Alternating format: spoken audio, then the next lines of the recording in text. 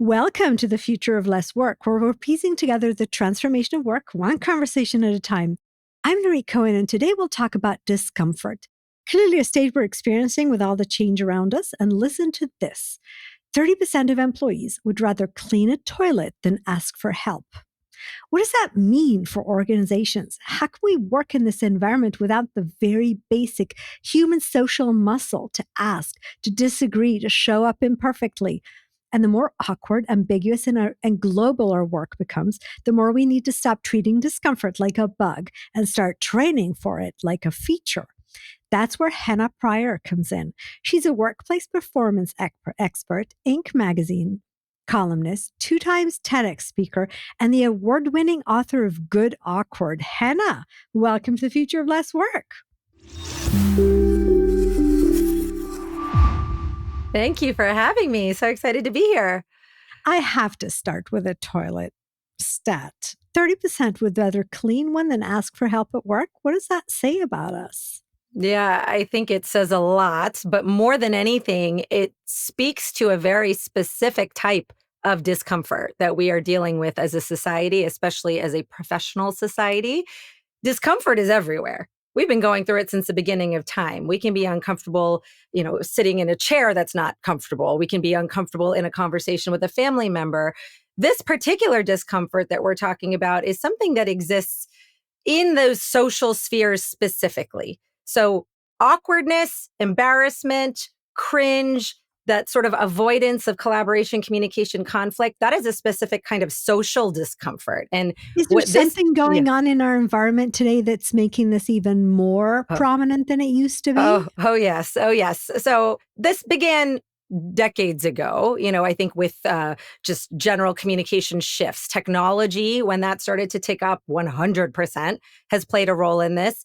I think the pandemic, I used to think, now I know there's research, the pandemic exacerbated what was already happening. And so I think one thing that maybe we can anchor into at the beginning is I have nothing against all of the phenomenal research that has been done around us being lonely. I believe that is true. I believe that there is a loneliness epidemic. And I think sometimes we use that in an overblown way, because I subscribe more to Derek Thompson from The Atlantic, wrote a beautiful essay called The Antisocial Century. And what he says, which I see too, is that we aren't necessarily lonely at work. We are very comfortable in our aloneness. Okay, hold on. So you made a connection that I'm not sure I follow, and therefore we need to talk about. Yeah. So we talked about discomfort, and you said the pandemic exacerbated that, and then jumped to loneliness. So what does that mean? That discomfort is a situation that we face when we're surrounded by people? Yes. So let me tie them together. The social discomfort in particular, I believe, is stemming from this place.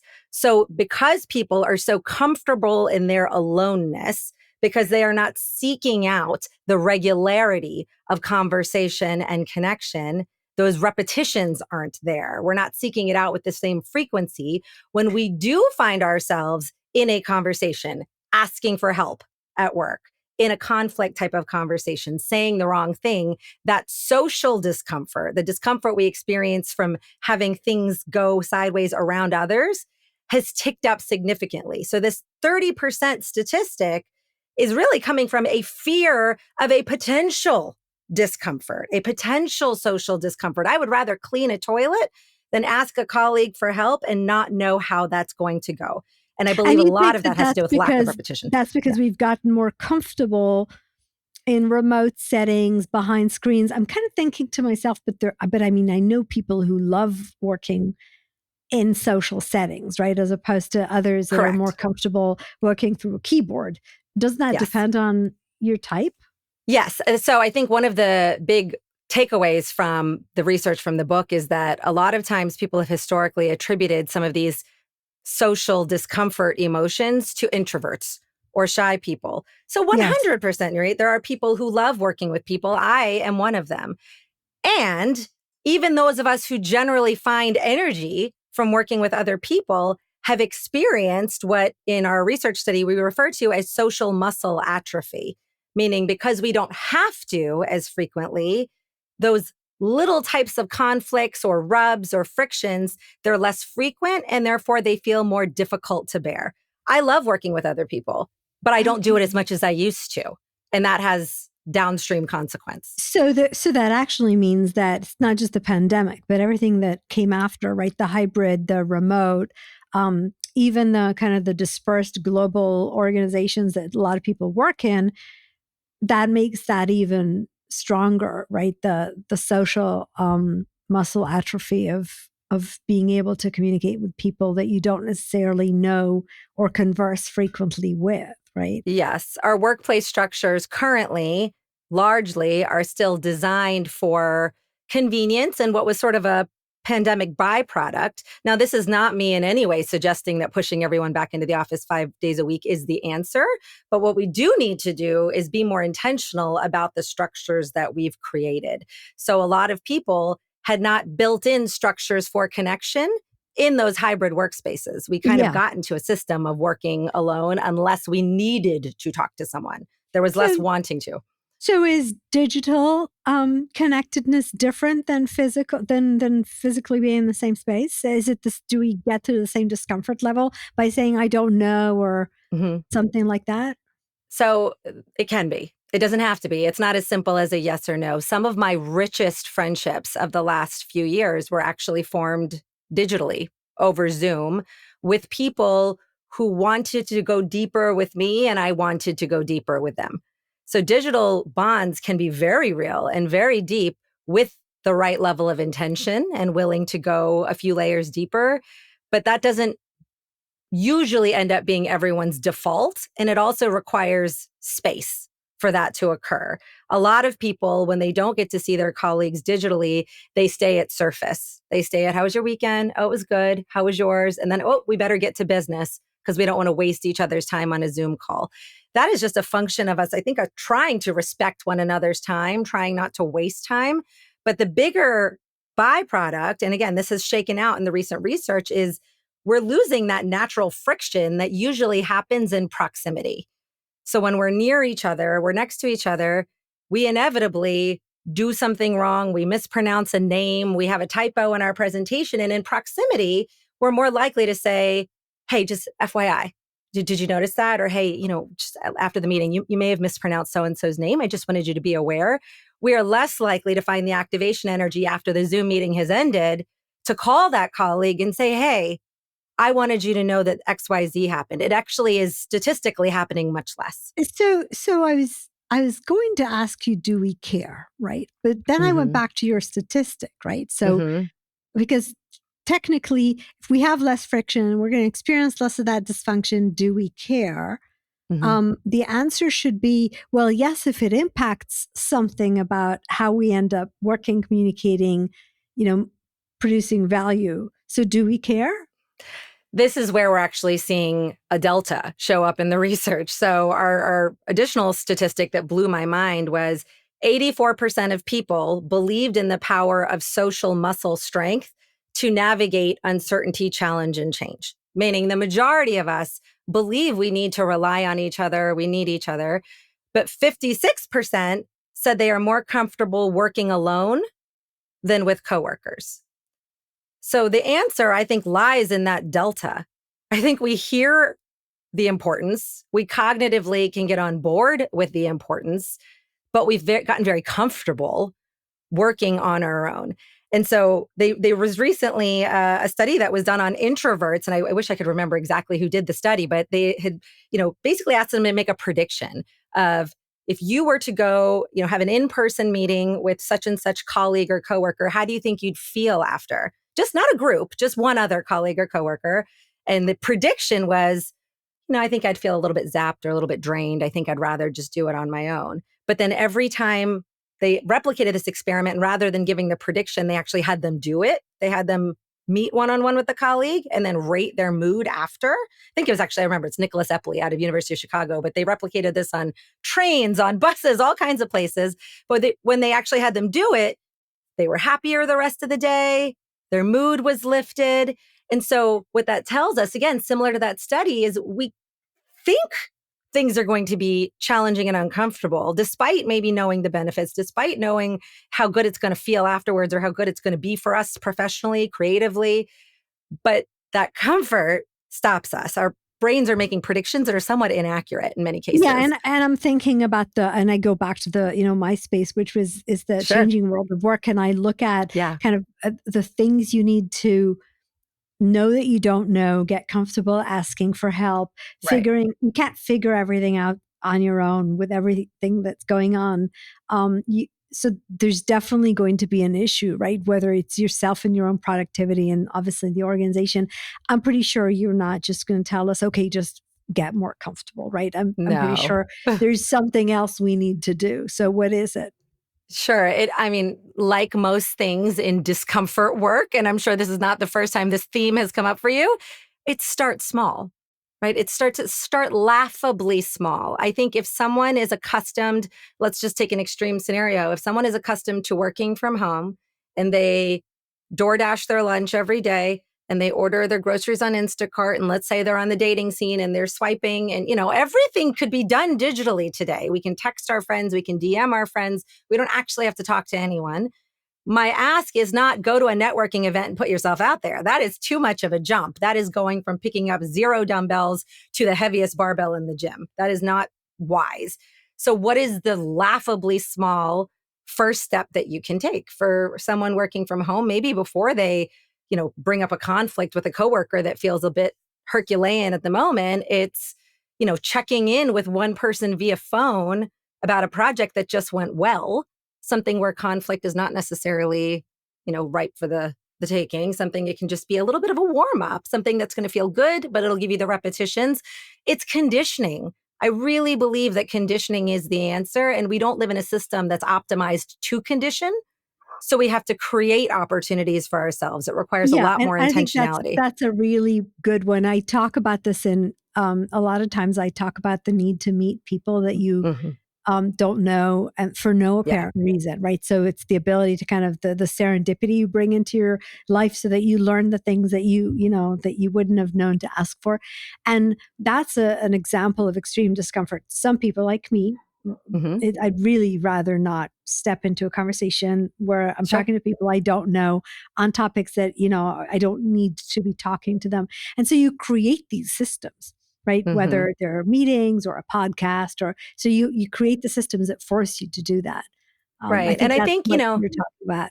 exactly right. And I think, the key here is sometimes I make these suggestions and people are like, well, I just need to, recklessly have conversations with whoever for the sake of conditioning. And I said, no, there's no reckless, forcing of conversation.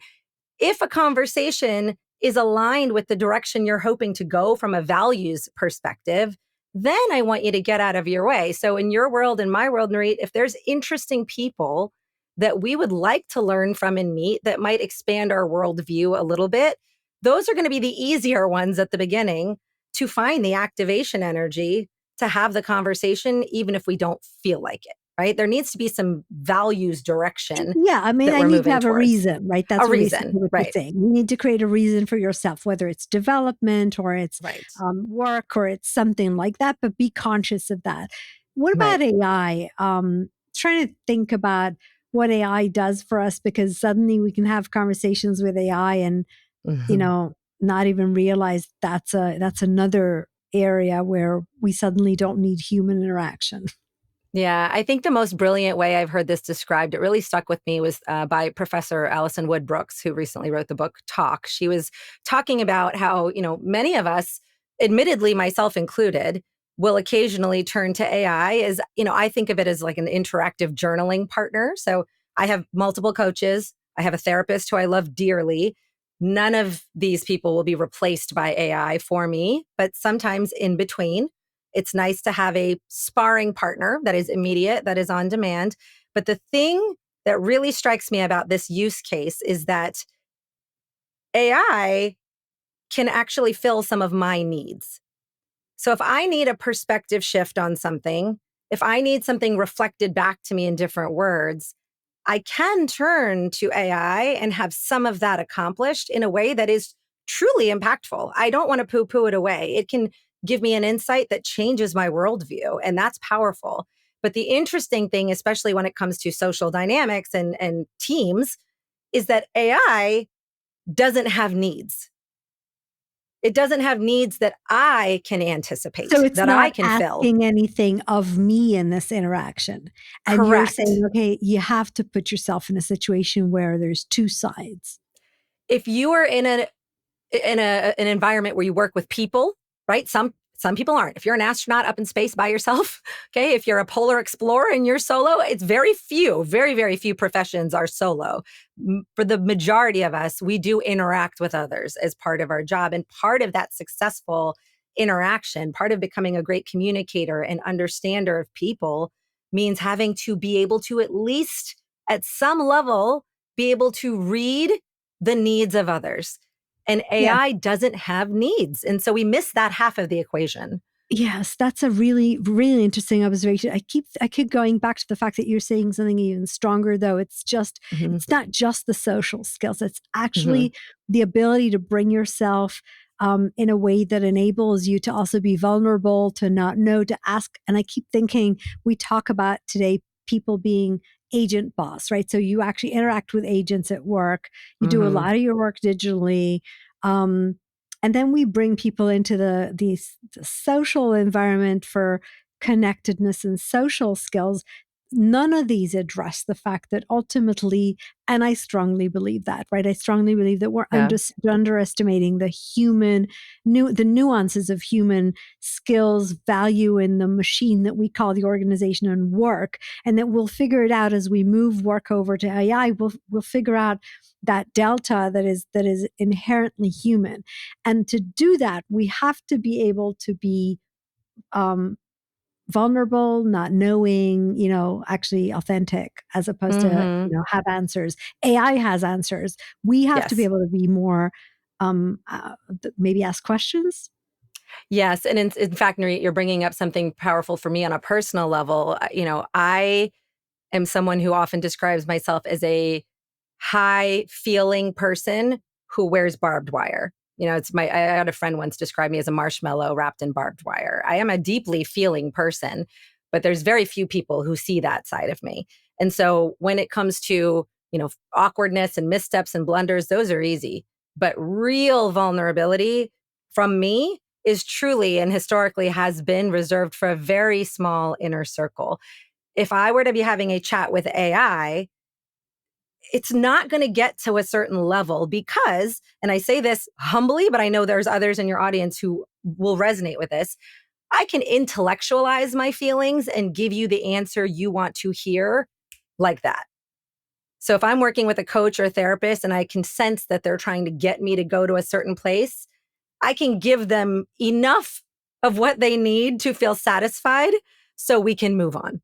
I'm not really giving them my full self. I'm not really allowing myself to be fully seen. So what a human can do for me, and bless the people in my life who do this for me, is, pardon my language, but call me on my BS.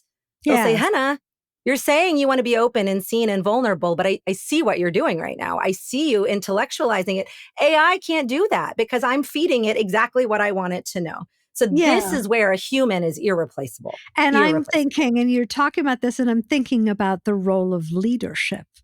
And Mm-hmm. the more leaders, again, I go back to the organization where people in AI interact, right? Um, the role of leadership needs to shift to that space. Yeah. Do you have anything on that? Yeah, I think, my friend Rohit, my publisher, often says it's the people who understand people who always win. And I think that today more than ever, that quote feels like it Yeah. should be the primary guiding principle of anyone in leadership. They need to understand the third, fourth, fifth layer of the people in their care, not just what are they saying, but what drives them, what motivates them. We know that values are one of the deepest primary motivators of a human being.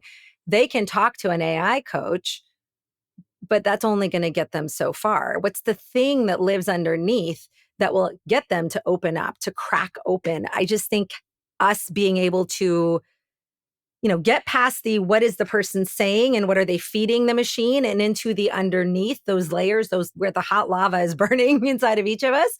It is the hardest ask of a leader these days. And I think, frankly, going to be the marker of the leaders who lead the pack going Yeah, forward. I tend to agree. And we've opened a whole new space of the difference between leading AI agents and work and Mm-hmm. leading people in a way that's different than how you lead the AI agents, right? And I'm not sure we Yeah. understand what that is. I'm not even sure we understand the value we need to get from the people in this AI people team, right? Not sure we Yeah. understand that, but this one's an interesting one to watch. Yeah. Uh, And as of now, I'm curious actually your perspective on this as well. As of today, AI does a phenomenal job of pattern recognition across, the data it's being given or the inputs it's getting.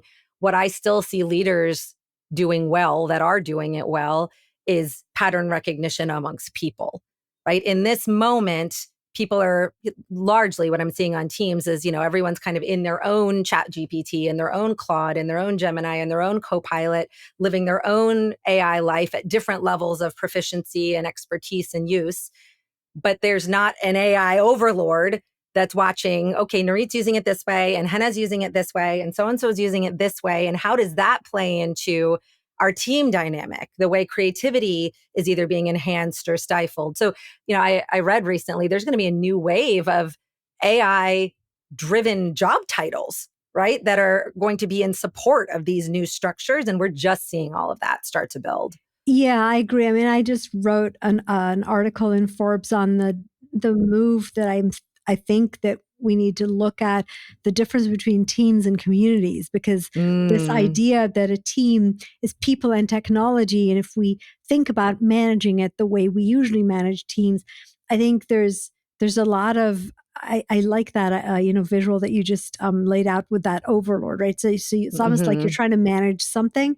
I think communities are bottom up, and they're not mm-hmm. managed so much as enabled to, and the people bring into the community what they need to get from one another. And I think there's something in that different structure, more um, um, kind of self-organizing, if you will, structure that we're Yeah. going to need to evolve within organizations to supplement the the AI person Mm-hmm. job duo, right? Yeah. Can I add a third player to your brilliant Please. distinction? Because I've actually been thinking about this lately. So you mentioned teams and communities. I've been thinking more and more about the distinction between communities and audiences as Hmm. well. Because these days, we do have social communities. I'm going to use that with a deep quotation mark right now, but we are more digitally connected than ever, while many of us are feeling more socially disconnected than ever. But we'll park that for now. But digital connection, I think there's been an interesting adoption of the word communities when it refers to leaders, brand builders, C-suite executives, or entrepreneurs. They've been using the word communities to describe what I believe really should be accurately referred to as audience Yeah. for the reasons that you just shared. Being in Yeah. community is bottom up. Being in community, to me, my very informal non-Webster definition requires some care, and care requires some sacrifice. There's some things that I think that are baked into really being part of a community that an audience is not a community, right? There are Yeah, some I different agree. I players. mean, I totally agree with you that we're using the word very loosely these days. Yeah. Yeah. I keep thinking of the kids playing online games, right? And Mm-hmm. they're fully digital, they're online games, but they still create relationships, right? Love and hate Mm-hmm. relationships. Sure, sure. Um, and that's a different community than me posting on LinkedIn, calling it a Right. community, right? So totally, Right. totally agree with you.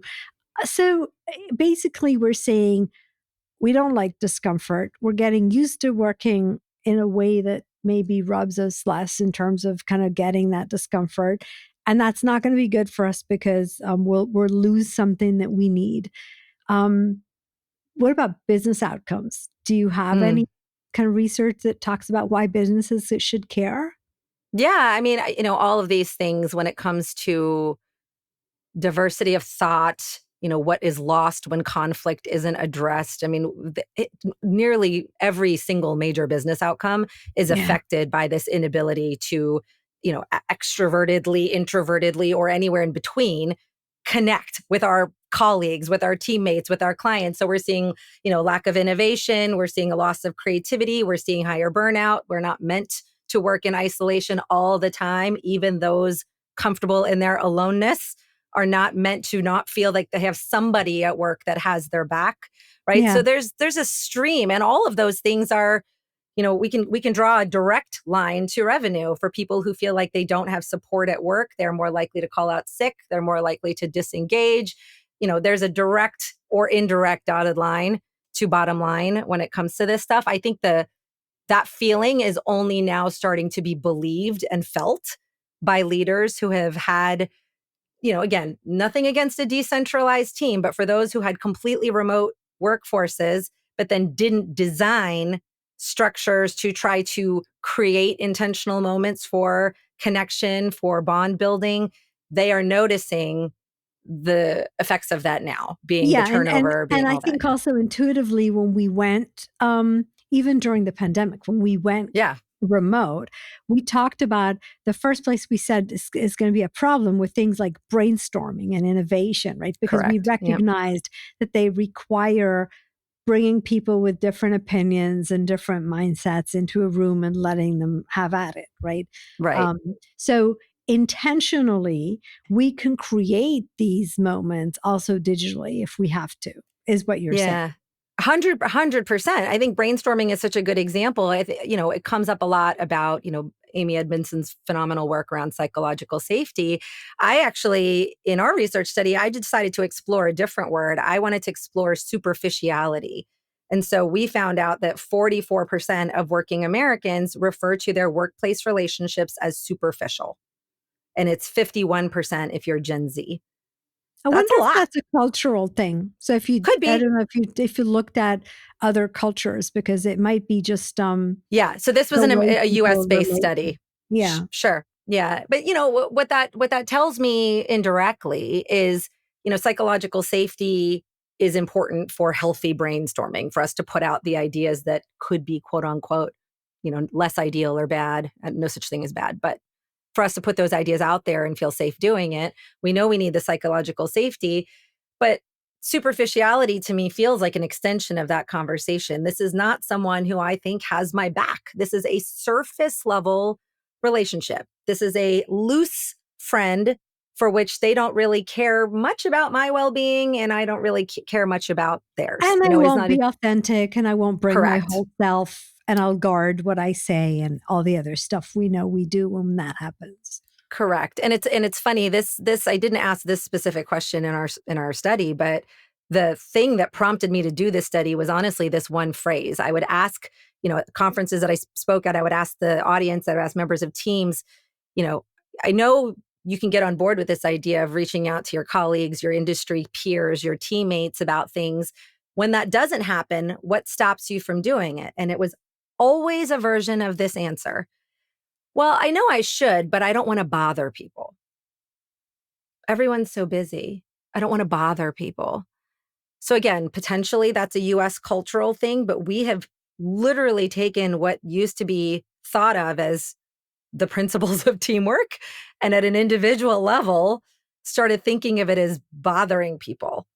That is Yeah. literally what working on a team is talking to each other when we need advice, when we need Yeah. to bounce something off. And we've just reframed it in our minds into this very bizarre new phrase that Yeah, is it's interesting. actually really interesting to think about what the whole last, 5 or so years have done to how comfortable we feel in social settings, even if we're people, right? In Hmm. terms of our ability um, to maybe not think through or schedule or, narrate relationships and connections and questions I'm thinking about myself and even, a podcast like you say, okay, if I stumbled through the words, do I re-record it, right? Or do I Hmm. just do live to tape and just this is, this is me for better or worse. So Sure. I love Yeah. that. Let me ask you a question I usually wrap up with.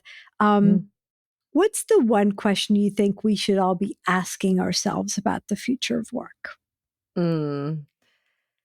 I would love everyone to ask themselves on this day if they ever refer to themselves or their behavior as awkward or cringy. I think if we can rewrite our relationship with any of that language, we are going to be so much better off as humans. I think, just selfishly, the thesis of my book was to take back these terms that we have pathologized as bad. We shouldn't feel awkward. We shouldn't feel that the youth call it cringe. I have two teenagers, right? I can't believe I said that. I was so cringe, or, oh my gosh, I'm so awkward. I cannot imagine anything right now in this world at the pace with which our things are changing, where that will not become the norm. That is our default right now. Nothing is exactly how we predicted it, not with the rate of change. And frankly, I don't see it going that way for some time. Things are changing fast on the regular. So at a person to person level, if you can just ask yourself how much those particular terms or emotions dictate the way you show up at work, I think starting with that just self-exploration might be very powerful as you navigate whatever comes next. Yeah, I love that. And because I truly believe human will end up being the edge in whatever you do, whatever makes you you, right? Mm-hmm. What you're basically saying is don't censor that, be you. Yeah. And then, you'll figure it out. Henna, thank you so much for this deeply human conversation. For more about Henna and her book, Good Awkward, and her recent research, you'll have all the links in the episode description. Thank you for joining us on The Future of Less Work today. And remember, your best people do not work because they have to. They don't work because you measure them on it or because you tell them to. They work because by working for you, they're doing whatever is important to them in life and work. Thank you for joining us. Until next time.